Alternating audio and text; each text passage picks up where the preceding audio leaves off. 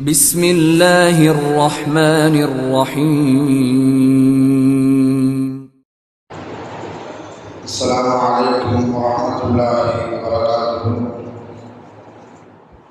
الحمد لله رب العالمين، والصلاة والسلام على أشرف المرسلين وعلى آله وصحبه وسلم.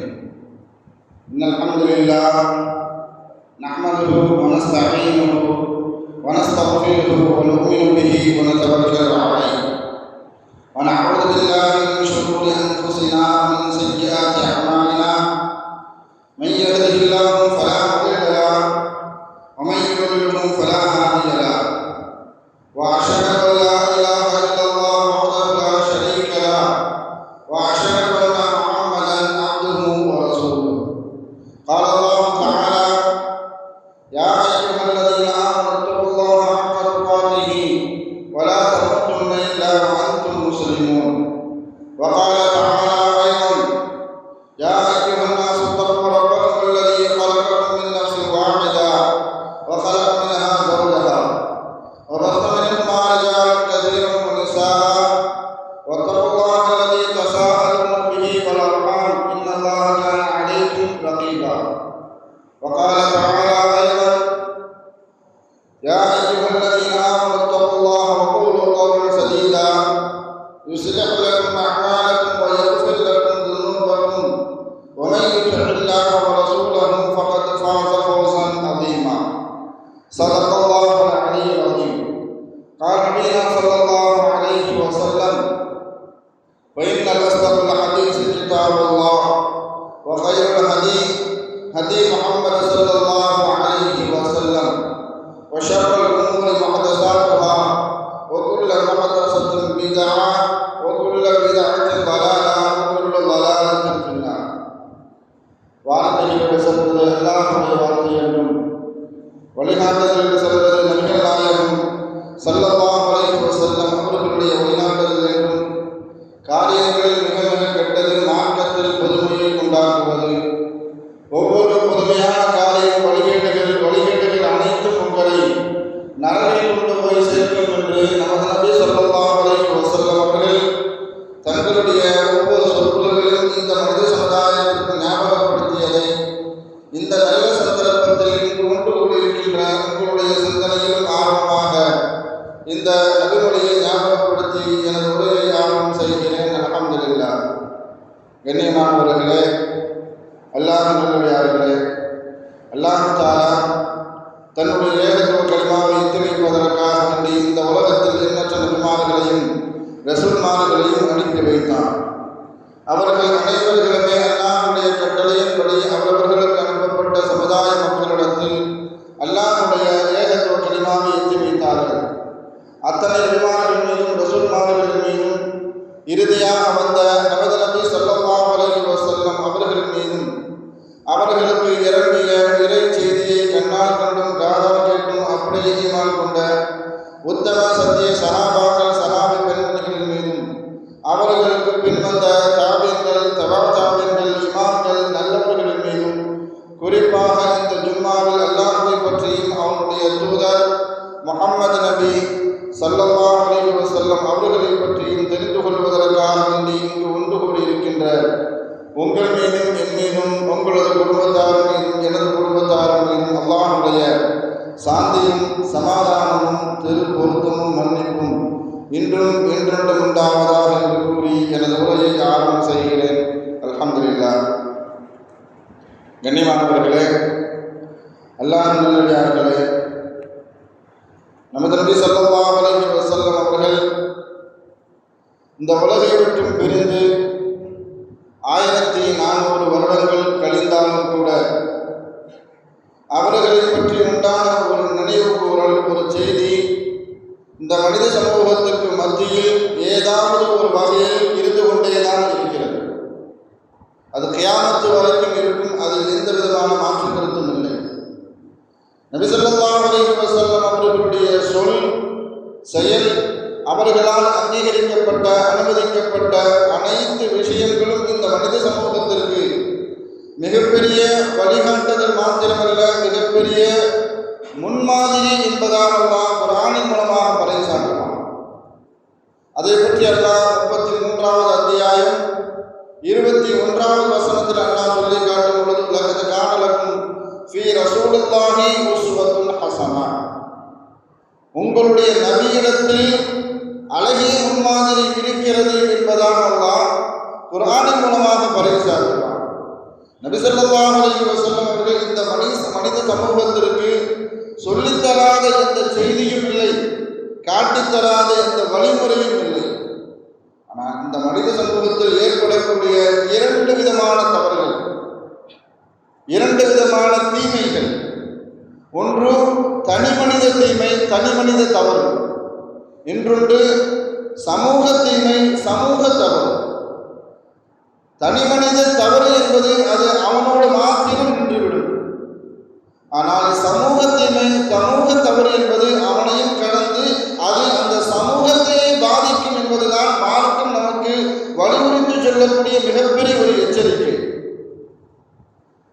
நபி ஸல்லல்லாஹு அலைஹி வஸல்லம் அவர்கள் இந்த மனித சமூகத்திற்கு அனுப்பப்பட்டதனுடைய நோக்கமே ஒரு தனி மனித தவறாக இருந்தாலும் சரி, சமூக தவறாக இருந்தாலும் சரி, அதை எப்படி சமூகத்திலிருந்து களையெடுக்க வேண்டும் என்பதை பற்றி அவர்களுடைய வாழ்க்கை வழிமுறையில் இருந்து நமக்கு வழிகாட்டுதல் மாத்திரமல்ல, ஒரு சமூகத்தையே, ஒரு தனிமனதையோ, ஒரு சமூகத்தையோ அந்த தீமையை செய்ய விடாமல் தடுத்தார்கள். அதிலிருந்து நமக்கு எப்படிப்பட்ட ஒரு பாடம் இருக்கிறது என்பதைத்தான் நான் பாடமாக கற்றுக்கொள்ள வேண்டும். இந்த உலகத்திற்கு எத்தனையோ தத்துவங்களை பேசக்கூடிய, கொள்கை கோட்பாடுகளை பேசக்கூடிய எத்தனையோ தலைவர்கள் வந்தார்கள், வாழ்ந்தார்கள். ஆனால் அவர்கள் சொன்ன அதே தத்துவத்தின்படி, அவர்கள் காட்டிய அதே கொள்கையின்படி வாழ்ந்தார்களா, வழிகாட்டினார்களா என்பதை பார்த்தால் மிகப்பெரிய ஒரு கேள்விக்குறிதான். அந்த தத்துவங்களும் அந்த கொள்கை கோட்பாடுகளும் இன்று வரைக்கும் இந்த உலகத்தில் நீடித்து நிலைத்திருக்கிறதா என்று பார்த்தால் அதுவும் ஒரு கேள்விக்குறிதான். அதே தத்துவங்களும் அதே கொள்கை கோட்பாடுகளும் சில நேரங்களில் எந்த தலைவர்கள், எந்த தத்துவவாதிகள் அதை சொன்னார்களோ அவர்களுடைய காலகட்டத்திலேயே அது அழிந்து போனது. சில கொள்கை கோட்பாடுகள், தத்துவங்கள் அந்த தலைவர்களுக்கு பின்னால் அது அழிந்து போனது. ஆனால் நபி ஸல்லல்லாஹு அலைஹி வஸல்லம் அவர்கள் இந்த உலகத்திற்கு வந்து எந்த தத்துவத்தை பேசினார்களோ, எந்த கொள்கை கோட்பாடுகளை கடைபிடிக்க சொன்னார்களோ, எந்த சட்டத்திட்டங்களை மனித சமூகத்தின் மீது கட்டமைத்தார்களோ அது இன்று வரைக்கும் நீடித்து இருக்கிறது மாத்திரமல்ல, ஒரு சமூக மக்களால் அது பின்பற்றப்பட்டு கொண்டு வருகிறது. காரணம், அதே தத்துவத்தை, அதே கொள்கை கோட்பாடுகளை, அதே சட்டத்திட்டத்தை தானும் பின்பற்றினார்கள். அதுதான் இதுவரைக்கும் அல்லாஹ் தஆலா அதை நிலைத்திருக்க செய்திருக்கிறார். ஆனால் இன்று பெற்றோர்களுக்கும் சரி, ஆசிரியர்களுக்கும் சரி, இந்த மனித சமூகத்தில் மிகப்பெரிய ஒரு சவாலான காலகட்டத்தில், ஒரு சவால் நிறைந்த ஒரு காலகட்டத்தில் தான் வாழ்ந்து கொண்டிருக்கிறோம். பெற்றோர்களுக்கு தன்னுடைய பிள்ளைகளை சீர்திருத்த முறையை வளர்த்துக் கொள்ள வேண்டும். ஆசிரியர்களுக்கு தன்னுடைய மாணவர்களை ஆபாசங்களை விட்டும், போதை பழக்க வழக்கத்தில் இருந்து விட்டும், கெட்ட சவகாசத்தை விட்டும் அவர்களை பாதுகாத்து எப்படி கட்டமைப்பாக கொண்டு வர வேண்டும் என்பதை குறித்து மிகப்பெரிய ஒரு சவாலான காலகட்டத்தில் தான் நாம் வாழ்ந்து கொண்டிருக்கிறோம். கல்வியை கற்றுக்கொள்ளக்கூடிய, ஒழுக்கத்தை பயிற்சிக்கக்கூடிய கல்வி கூடங்கள் கூட மாணவ மாணவிகளுக்கு கெட்டு போகக்கூடிய ஒரு சூழலை தான் இன்றைய காலச்சூழல் மிகப்பெரிய ஒரு சூழ்ச்சிக்கு உள்ளாக்கப்பட்டு இருக்கிறது. அதே மாணவ மாணவிகள் கெட்டு போகக்கூடிய, அவர்களுடைய வளர்ச்சி பாதையை தடுக்கக்கூடிய மிகப்பெரிய ஒரு சூழ்ச்சி வலைகள் இன்றைய காலகட்டத்தில் பின்னப்பட்டு கொண்டு இருக்கிறது மாத்திரமல்ல, அதே சூழ்ச்சியாளர்கள் அதில் வெற்றியடைந்து வருகிறார்கள். நபி ஸல்லல்லாஹு அலைஹி வஸல்லம் அவர்கள் சொல்லி காட்டும் பொழுது, ஒரு ஒழுக்கமுள்ள சமூகம் தான் ஒரு ஆரோக்கியமான சமூகமாக இருக்கும் என்பதாக ஸல்லல்லாஹு அலைஹி வஸல்லம் அவர்கள் குறிப்பிட்டு காட்டுவார்கள்.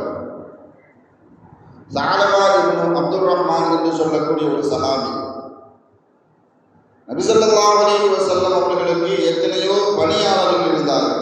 அவர்களுக்கு பணிவிடை செய்யக்கூடிய நிறைய பணியாளர்கள் இருந்தார்கள். அவர்களில் ஒருவர் தான் ஸஅலபா இப்னு அப்துர் ரஹ்மான் ரலியல்லாஹு தஆலா அன்ஹு. ஒரு காரியத்திற்காக ஸல்லல்லாஹு அலைஹி வஸல்லம் அவர்களை ஒரு தேவைக்காக ஒரு ஸஅலபா ரலியல்லாஹு தஆலா அவர்கள் போய்கொண்டு இருக்கக்கூடிய சமயத்தில் அந்த காலகட்டத்தில் வீடுகள் எல்லாம் பிரமாண்டமாக இருக்காது.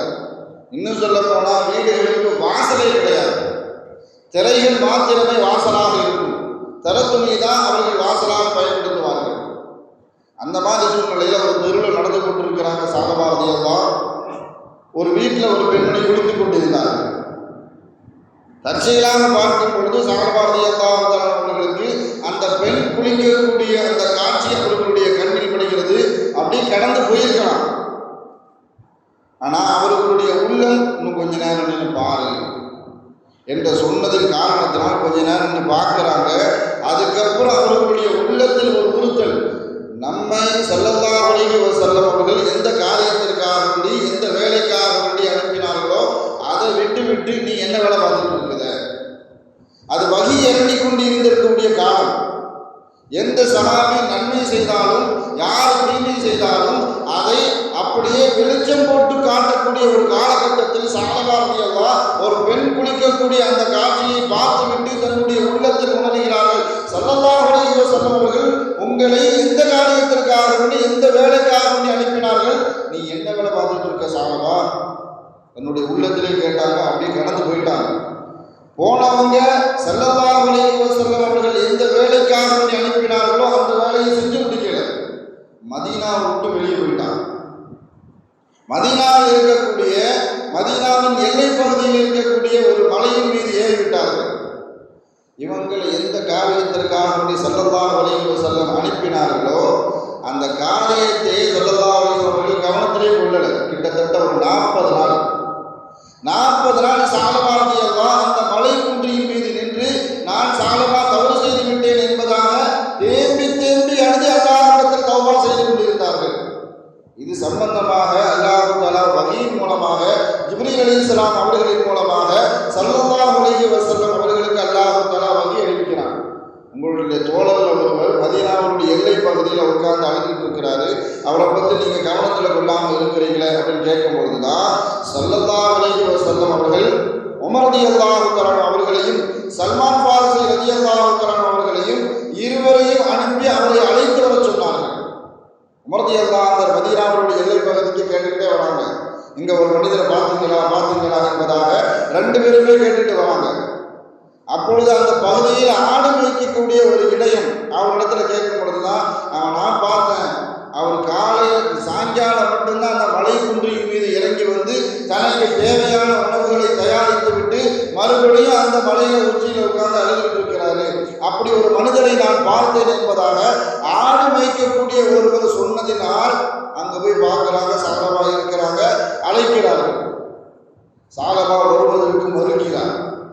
பெரிய பாவம் செஞ்சுட்டேன். இந்த காலகட்டத்தில் சஹாபாக்களுடைய உள்ளத்தில் அது ஒரு பெரிய பாவமாக இருந்தது.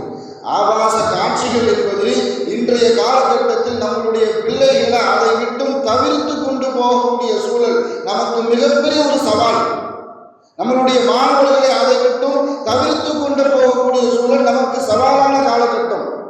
இன்றைய காட்சிகள் கையில் இருக்கக்கூடிய செல்போனை ஒரே ஒரு விஷயத்தில் ஒரே தடவை உலக போயிட்டுன்னு சொன்னால் அது சம்பந்தமான காட்சிகளை தான் அதன் பிறகு அது வந்து கொண்டே இருக்கிறது. நாம் தவிர்க்கவே முடியாது.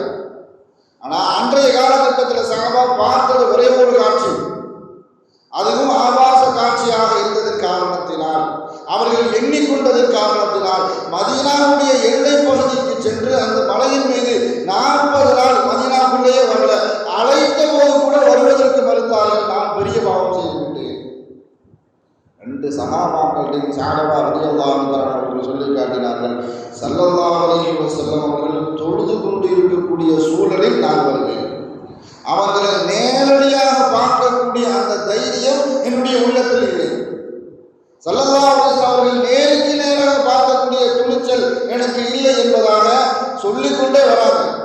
அவர்கள் எப்பொழுது தொழுகைக்காக தக்பீர் கட்டுவார்களோ அப்பொழுது நான் வந்து இணைந்து கொள்கிறேன் என்பதாக ஸஅலபா சொல்லிக் கொண்டு வரக்கூடிய நேரத்தில் ஒரு தொழுகைக்காக வேண்டி ஸல்லல்லாஹு அலைஹி வஸல்லம் அவர்கள் தக்பீர் கட்டினார்கள். பின்னாடி போய் சேர்ந்தாங்க ஸஅலபா. ஸல்லல்லாஹு அலைஹி வஸல்லம் அவர்கள் குர்ஆனுடைய வசனத்தை ஓத ஆரம்பித்த உடனே அவர்களுடைய குரலை கேட்டவர்கள் சகலமா பின்சம் போல உட்கார்ந்து மயக்கம் போட்டுட்டாங்க. தொழுகை முடிஞ்சு வந்து விசாரிக்கிறாங்க ஸல்லல்லாஹு அலைஹி வஸல்லம் அவர்கள், என்ன ஆச்சு சகலமா, ஏன் என்கிட்ட வரல? நீங்கள் யாரை சொல்லலாம், நான் அதிகமாக பாவம் செஞ்சுட்டேன், நான் பெரும் பாவம் செஞ்சுட்டேன், என்னுடைய பாவம் மிகப்பெரிய பாவம் என்பதாக ஸல்லல்லாஹு அலைஹி வஸல்லம் அவர்கள்ட்ட சொல்லி காட்டுறாங்க. ஸல்லல்லாஹு அலைஹி வஸல்லம் அவர்கள் அவர்களுக்கு ஆறுதல் கூறினார்கள். அல்லாஹ்வுடைய சொல்லை விடவும் அல்லாஹ்வுடைய வார்த்தையை விடவும் உன்னுடைய பாவம் பெருசா? ஆமா யா ரசூலுல்லாஹ், என்னுடைய பாவம் தான் பெருசு.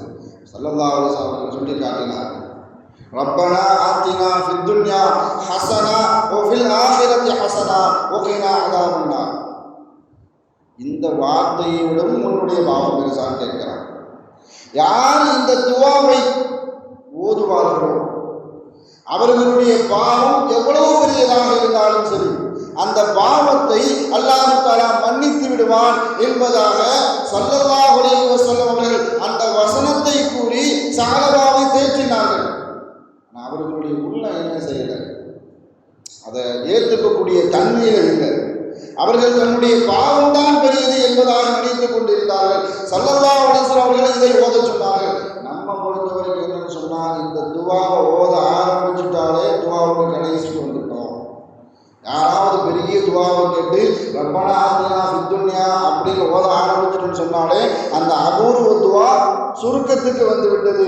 இமாம் ஆலிம்ஸா துவாவை முடிக்க போறாங்க, ரப்பனா ஆத்தினா ஃபித் துன்யாவுக்கு அப்புறம் யாராவது துவா செஞ்சுன்னு சொன்னா இன்னும் அதுக்கப்புறம் கூட துவா நீண்டுகிட்டே போகுது என்ற எண்ணம் தான் நம்மளுடைய சமூகத்துக்கு மத்தியில அந்த துவாவினுடைய கருத்து நாம் இப்படித்தான் விளங்கி வச்சிருக்கிறோம். ஆனா ஸஹாபா ரலியல்லாஹு அவர்களுக்கு ஸல்லல்லாஹு அலைஹி வஸல்லம் அவர்கள் சொல்லி காட்டினார்கள், இந்த துன்யாவிலும் மறுமையிலும் யார் நலவை கேட்பார்களோ அவர்களுக்கு அல்லாஹ் தஆலா நலவை தருவான். ஸஹாபா வீட்டுக்கு போனாங்க, அதே சிந்தனை, நான் பெரிய பாவம் செஞ்சுட்டேன், நான் பெரிய பாவம் செஞ்சுட்டேன் அப்படி உள்ளத்துல உருகி உருகி அப்படி கேட்டதுனால கிட்டத்தட்ட 8 நாட்கள் கழித்து அவர்கள் மரணப்படுக்கையில் விழுந்து விட்டார்கள்.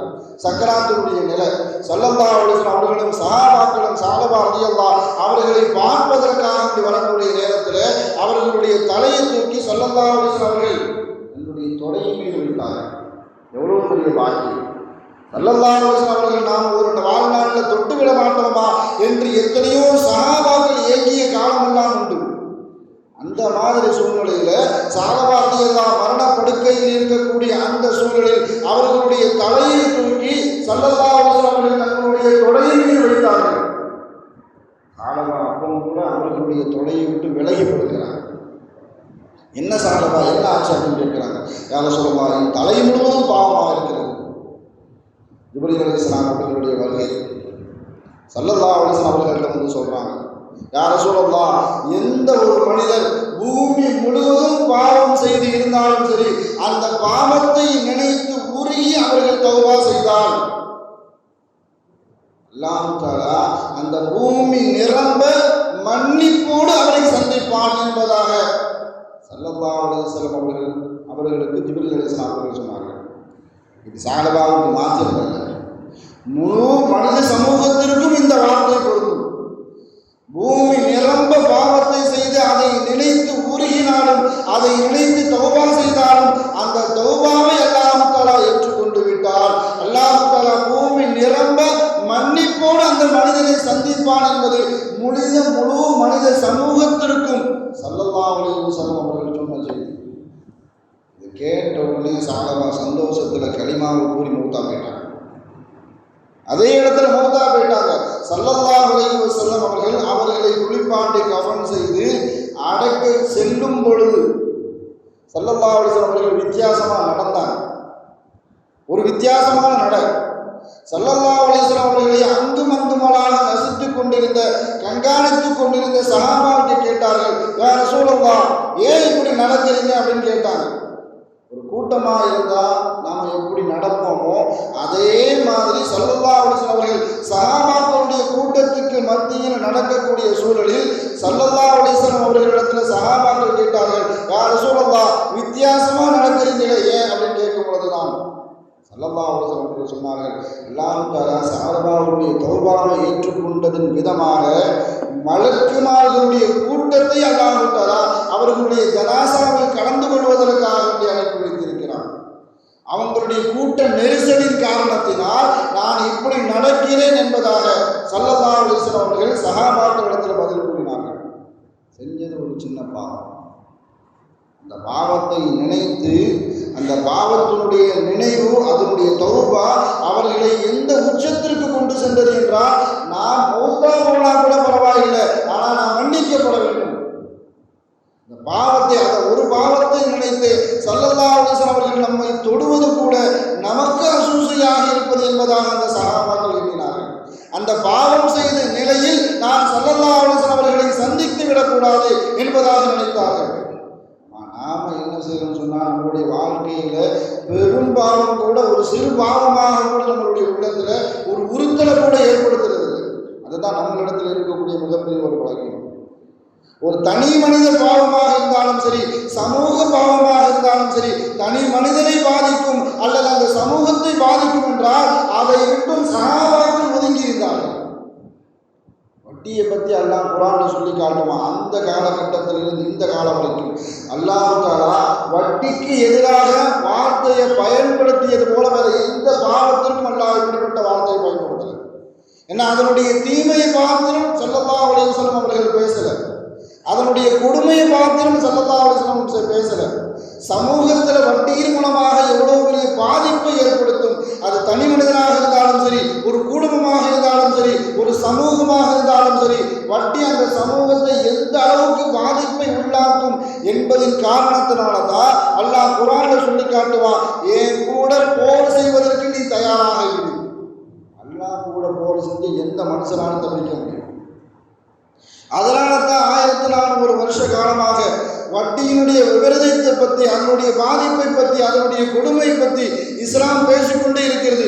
நீ வட்டி வாங்கினாலும் சரி, கொடுத்தாலும் சரி, வசூல் செய்தாலும் சரி, அது கணக்கா எழுதினாலும் சரி, எல்லாத்திற்கும் சமமான பாவம், எல்லாருமே பாவிகள் தான் என்பதாக இஸ்லாம் கருத்தில் கொள்ளும்.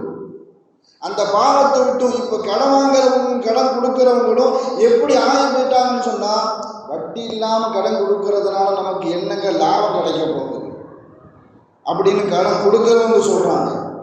வாங்குறவங்க என்ன சொல்றாங்கன்னு சொன்னா, வட்டி இல்லாம எவங்க கடன் தரான் அந்த காலகட்டத்தில், கேட்ட உடனே வட்டியை என்ன செய்றாங்க, கடன் தராங்க என்பதாக வாங்கக்கூடியவர்கள் அவர்கள் குலத்தில் உள்ளக்கூடிய ஒரு கருத்தை சொல்றாங்க. இது எல்லாமே ஒரு பொது புத்தி. அதனால தான் இந்த வட்டியை சமூகத்திலிருந்து அழிக்க வேண்டும் என்பதற்காக ஸல்லல்லாஹு அலைஹி வஸல்லம் அவர்கள் தன் குடும்பத்திலிருந்து ஆரம்பிச்சாங்க. அப்பாஸ் ரலியல்லாஹு கடனுக்காக வேண்டி, கடனை வட்டிக்காக வேண்டி கொடுக்கக்கூடிய சூழலில் அந்த வட்டியை தன் குடும்பத்திலிருந்து அழித்தார்கள் ஸல்லல்லாஹு அலைஹி வஸல்லம் அவர்கள். அப்பாஸுக்கு யார் கடன் கொடுப்பதாக, திருப்பி கடனை கொடுப்பதாக இருந்தாலும் சரி, வட்டியை அவர்களுக்கு நான் தள்ளுபடி செய்கிறேன்னு சொன்னாங்க. அசல மாத்திரம் கொடுத்தால் போதும் என்பதாக பொதுவழிப்பு செய்தார்கள் ஸல்லல்லாஹு அலைஹி வஸல்லம் அவர்கள். இப்போ கடன் வாங்கிறது எந்த அளவுக்கு நாகரிகமாக இருக்குன்னு சொன்னால், கடன் இல்லாமல் வாழ்ந்தது பெரிய ஒரு குத்தமான வாழ்க்கையாக மாற்றப்பட்டு கொண்டிருக்கிறது. அவசியத்திற்கு கடன் வாங்கியது போக அனாவசியத்திற்கும் அனாச்சாரத்திற்கும் கடன் வாங்கக்கூடிய சூழல் தான் இன்றைய காலகட்டம் மாறப்பட்டு இருக்கிறது. கடன் வாங்கி தொழில் செய்தாங்க, அது ஒரு காலகட்டம். இப்போ கடன் கொடுக்கிறதையே தொழிலாக செய்து கொண்டு இருக்கக்கூடிய காலகட்டத்தில் நாம் வாழ்ந்து கொண்டு இருக்கிறோம். நியாயமான கடனை கூட வட்டிக்காக வாங்கக்கூடிய சூழல் தான் இப்பொழுது இருக்கிறது. வீட்டு கடனாக இருந்தாலும் சரி, வாகன கடனாக இருந்தாலும் சரி, கல்வி கடனாக இருந்தாலும் சரி, மருத்துவ கடனாக இருந்தாலும் சரி, வியாபார கடனாக இருந்தாலும் சரி, எல்லாமே வட்டிக்கு உட்பட்டு. இது ஏழை பணக்காரன் யாருமே வித்தியாசம் இல்லாமல் இந்த கடனை எல்லாருமே அகப்பட்டு கொண்டு இருக்கிறோம். ஸல்லல்லாஹு அலைஹி வஸல்லம் அவர்கள் மேராஜுக்கு சென்ற நேரத்தில் சொர்க்கத்தினுடைய வாசல்ல ஒரு வாசகத்தை படிக்கிறாங்க. கடன் கொடுப்பதற்கு, தர்மம் செய்தவருக்கு 10 நன்மை என்பதாக, அதை கடன் கொடுப்பதற்கு 18 நன்மை என்பதாக அந்த வாசகம் எழுதப்பட்டிருந்தது. பக்கத்தில் இருந்த ஜிப்ரீல் அலைஹிஸ்ஸலாம் ஸல்லல்லாஹு அலைஹி வஸல்லம் அவங்க கேட்குறாங்க, தர்மம் செய்ததை விடவும் கடன் கொடுப்பது சிறந்ததா என்பதாக ஸல்லல்லாஹு அலைஹி வஸல்லம் அவர்கள் ஜிப்ரீல் அலைஹிஸ்ஸலாம் கேட்குறாங்க. ஜிப்ரீல் அலைஹிஸ்ஸலாம் சொல்றாங்க, யாசகம் கேட்கக்கூடியவர் தன்னிடத்தில் இருந்தாலும் யாசகம் கேட்பார். தன்னிடத்தில் பொருளாதாரம் இருந்தாலும், பிச்சை கேட்கக்கூடியவங்க தன்னிடத்தில் இருந்தாலும் கேட்பார்கள். ஆனால் கடன் கேட்கக்கூடியவன் தன்னிடத்தில் இல்லாமல் இருந்தால் தான் அவசியத்துக்காக மட்டும்தான் கேட்பான். அதன் காரணத்தினால தான் தர்மம் செய்தவருக்கு 10 நன்மை, கடன் கொடுத்தவருக்கு 18 நன்மை என்பதாக ஸல்லல்லாஹு அலைஹி வஸல்லம் அவர்களுக்கு ஜிப்ரீல் அலைஹிஸ்ஸலாம் அவர்கள் விளக்கம் கொடுத்தார்கள். இதை தப்பாக விளங்கிடக்கூடாது. நம்ம சொல்லக்கூடிய கருத்தில் சில பேர் என்ன செய்கிறாங்கன்னு சொன்னால் பயானுடைய கருத்தை விட்டுறாங்க, சொல்லக்கூடிய ஒரே ஒரு செய்தியை மாத்திரம் எடுத்துக் கொடுக்கிறார்கள். அதுதான் விபரீதம். சமூகத்தில் ஏற்படக்கூடிய மிகப்பெரிய ஒரு விதைன்னு சொன்னால் கடன் கொடுக்கலாம், அவன் வட்டிக்கு கொடுக்கலாம் என்ற தவறான புரிதலுக்கு நாம் வந்துவிடக்கூடாது. அது எழுதப்பட்ட வாசகம் வட்டி என்ற வாசகம் இல்லை. தர்மம் கொடுப்பதை விடவும் கடனை கொடுக்கும். யாருக்கு தேவை இருக்குமோ அவர்களுக்கு கடன் உதவி செய்து யார் உதவி செய்வார்களோ அவர்களுக்குத்தான் 18 நன்மை. சமூக தீமையில் இருந்து பாதுகாப்பதற்கு ஸல்லல்லாஹு அலைஹி வஸல்லம் அவர்கள் ஒரு விஷயம் செய்வதனால் அது அவரை மாத்திரமல்ல அந்த சமூகத்தையே பாதிக்கும் சொன்னால் அதை ஆரம்பத்திலிருந்து அடி வேரிலிருந்து ஸல்லல்லாஹு அலைஹி வஸல்லம் அவர்கள் தடுப்பார்கள். அதே மாதிரி தற்கொலை, இன்றைய காலகட்டத்தில் தற்கொலைங்கிறது சின்ன சின்ன விஷயத்திற்காக வேண்டி அது சமூகத்தில் எவ்வளோ பெரிய பாதிப்பை ஏற்படுத்துது, அந்த குடும்பத்தை எவ்வளோ பெரிய பாதிப்பை ஏற்படுத்துது எந்த விதமான உணர்வும் இல்லாமல் சின்ன சின்ன பிரச்சனைக்காக வேண்டி கணவன் மனைவிக்குள்ள கருத்து வேறுபாடு தற்கொலை, என்ன பிடிக்கலன்னு சொல்லிட்டாலும் தற்கொலை, காதல் தோல்வி தற்கொலை, மார்க்க தேர்வில் 2 மார்க் குறைஞ்சிட்டு அல்லது 3 மார்க் குறைஞ்சிட்டு அதற்காக வேண்டி தற்கொலை, வேலை கிடைக்கல தற்கொலை. இப்போ சின்ன சின்ன காரியங்களுக்காக வேண்டி தற்கொலை செய்யக்கூடிய மிகப்பெரிய ஒரு சமூகமாக மாறிக்கொண்டிருக்கிறது மனித சமூகம். ஆனால் ஒரு தரவின்படி எந்த அளவுக்கு சொன்னால் தற்கொலை செய்யக்கூடிய சமூகத்திலேயே முஸ்லிம் சமூகம் தான் மிக குறைவாக இருக்கிறது. ஒரு தரவின்படி என்ன சொன்னால் ஆரம்பத்திலிருந்தே ஸல்லல்லாஹு அலைஹி வஸல்லம் அவர்கள் சொல்லி காட்டினார்கள். எந்த அளவுக்கு சொன்னால் நீ தற்கொலை செய்து கொண்டால் உனக்கு நான் தொலை வைக்க மாட்டேன்னு சொன்னாங்க ஸல்லல்லாஹு அலைஹி வஸல்லம். இதை நம்ம ஆட்கள் எப்படி எடுத்துக்கிட்டாங்கன்னு சொன்னால் 5 நேரம் தொழுகை கிடையாது, சும்மா கிடையாது. சமூகத்தில் எல்லாம் பாதுகாக்கணும். யாராவது தற்கொலை செஞ்சுட்டாங்கன்னு சொன்னால் அங்கே மார்க்க சட்டம் பேசுறது, நான் போய் தொழலாமா? உனக்கு தான் 5 நேரம் தொழுகை இல்லையே, நீ தொழுதா என்ன தொழாட்டா என்ன? அங்கே உட்கார்ந்து மார்க்க சட்டத்தை பேசுறது. ஆனால் ஒரு விஷயத்தை நன்றாக தெரிந்து கொள்ள வேண்டும், நான் தொலை வைக்க மாட்டேன் தான் ஸல்லல்லாஹு அலைஹி வஸல்லம் அவர்கள் சொன்னாலே தவிர நீங்கள் தொலை வைக்க வேண்டான்னு சொல்லலை ஸல்லல்லாஹு அலைஹி வஸல்லம். உங்களுடைய தோழர்களுக்கு நீங்கள் தொலை வைத்துக் கொள்ளுங்கள், நான் தொலை வைக்க மாட்டேன்னு சொன்னாங்க. அதே மாதிரி கியாமத்து நாளில் அவர்களுக்கு கொடுக்கப்படக்கூடிய தண்டனை எப்படிப்பட்ட தண்டனை சொன்னால், நீ எதன் காரணத்தினால் எந்த வஸ்துவை கொண்டு தற்கொலை செய்து கொண்டாயோ அதே வேதனை கொண்டு தான் கியாமத்தில் உனக்கு வேதனை செய்யப்படும் என்பதாக ஸல்லல்லாஹு அலைஹி வஸல்லம் அவர்கள் ஒரு சமூகத்தை பாதிக்கக்கூடிய எந்த தவறாக இருந்தாலும் சரி அது ஆரம்பத்திலேயே அடிப்படையிலேயே அது தடுக்கக்கூடிய வேலையை ஸல்லல்லாஹு அலைஹி வஸல்லம் அவர்கள் செய்வார்கள். அயோத்தியில் கட்டின யாருக்காக வேண்டி கோயில் கட்டப்பட்டதோ அவருக்கே இந்த நிலைமை சொன்னால் அவரே தற்கொலை செஞ்சுக்கிட்டார். யாரை கடவுளாக நினைத்து அயோத்தியில் கோவில் கட்டப்பட்டு இருக்கிறதோ புராண கதையில கூட அவர் தற்கொலை செய்ததாகத்தான். கடவுளுக்கே அந்த நிலைமை தான். இப்போ அந்த அளவுக்கு தான் தற்கொலை என்பது உலக வாழ்க்கையில மனித சமூகத்தில் இருக்க மத்தியில மலிந்து போயிருக்கிறது. ஆனால் இப்படிப்பட்ட சமூக தீமைகளை சமூக தவறுகளை அடிப்படையிலேயே ஸல்லல்லாஹு அலைஹி வஸல்லம் அவர்கள் தடுத்து நிறுத்தினார்கள். அதே மாதிரி கொலையை பற்றி இந்த சமூகத்தினுடைய பார்வை, மார்க்கத்தினுடைய பார்வை எப்படி இருக்குதுன்னு சொன்னால், ஒரு மனிதனுடைய உயிர் அநீதமாக செல்வதற்கு ஒரு முஸ்லீம் அதில் கலந்துக்கவே மாட்டான்.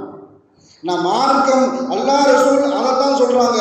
ஸல்லல்லாஹு அலைஹி வஸல்லம் அவர்கள் அதை பற்றி பகிரங்கமாக எச்சரித்திருக்கிறார்கள். மாத்திரமல்ல, குர்ஆன்ல அல்லாஹ் தஆலா சொல்லி காட்டுவான், மன் கதல நஃப்ஸன் பிகைரி நஃப்ஸின் அவ் ஃபஸாதின் ஃபில் அர்தி ஃபகஅன்னமா கதலன் நாஸ் ஜமீஆ.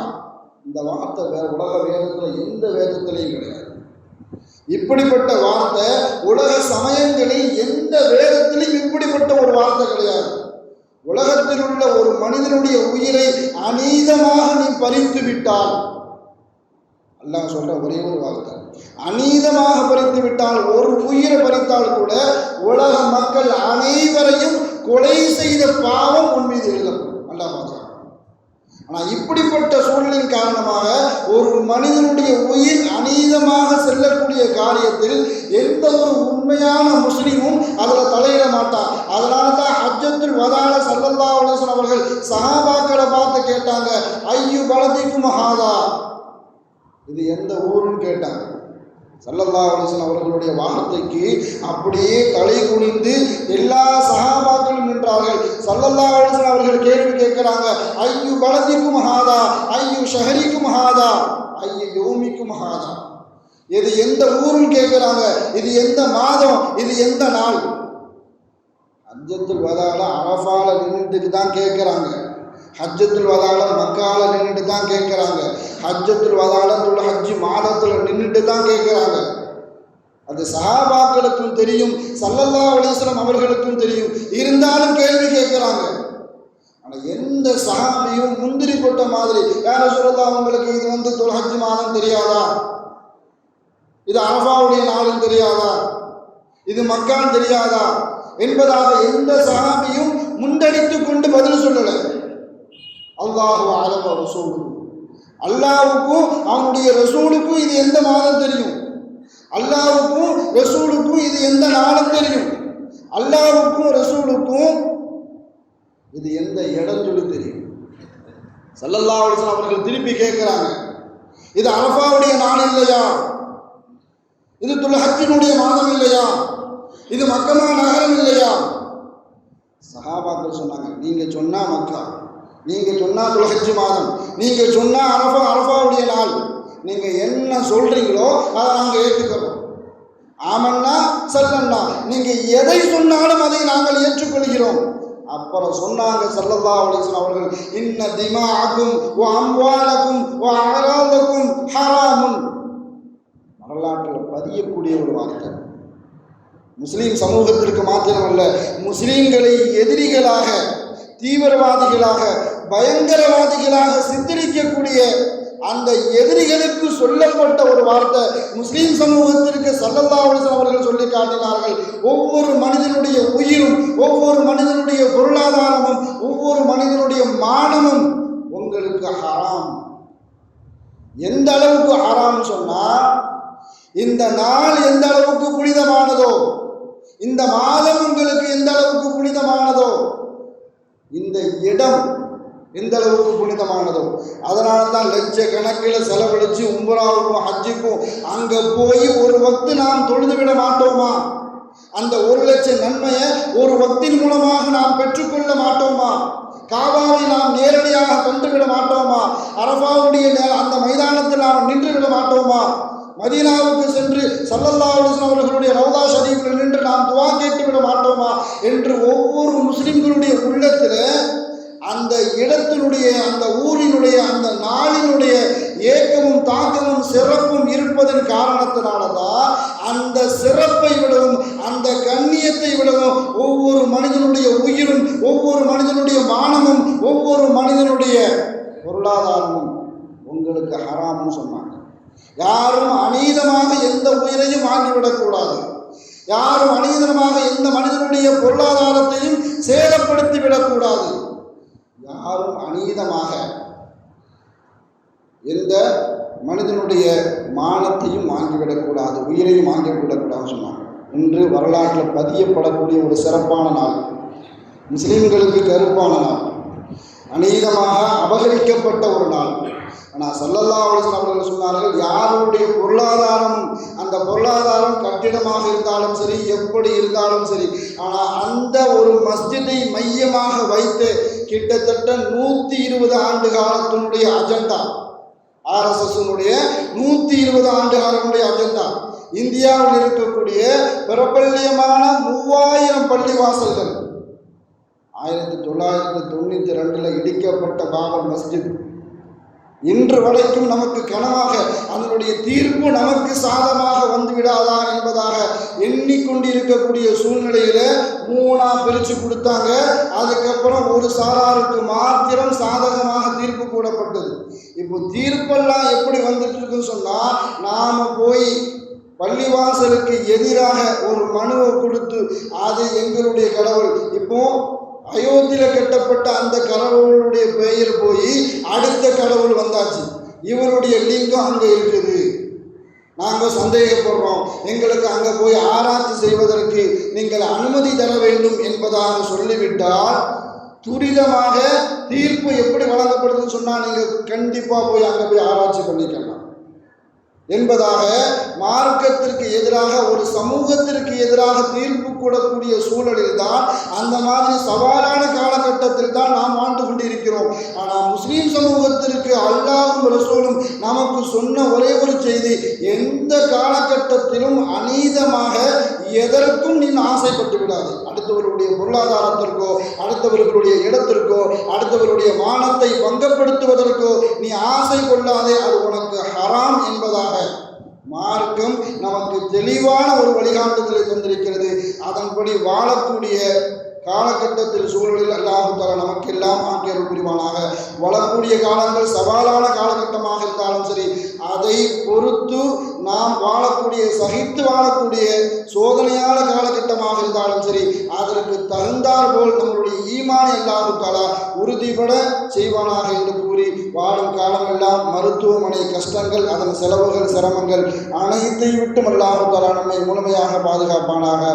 வாழும் காலமெல்லாம் நோய் நொடிகள் இல்லாமல் உடல் ஆரோக்கியத்தோடு, மன நிறைவோடு, இன்பத்தோடு அல்லாஹ்வை நின்று வணங்கி வழிபட்டு வாழும் நசீபை எல்லாம் அல்லாஹ் உங்களுக்கும் எனக்கும், நம்மை ஈண்டெடுத்த தாய் தந்தையர்களுக்கும், நம் மனைவி மக்கள் உற்றார் உறவினர் யாவருக்கும் கொடுத்து அருள் புரிவானாக என்று கூறி எனது வார்த்தையை நிவர்த்தி செய்கிறேன். வாஹிர் தாவானா அல்ஹம்துலில்லாஹி ரப்பில் ஆலமீன். அஸ்ஸலாமு அலைக்கும் வரஹ்மத்துல்லாஹி வபரகாத்துஹு.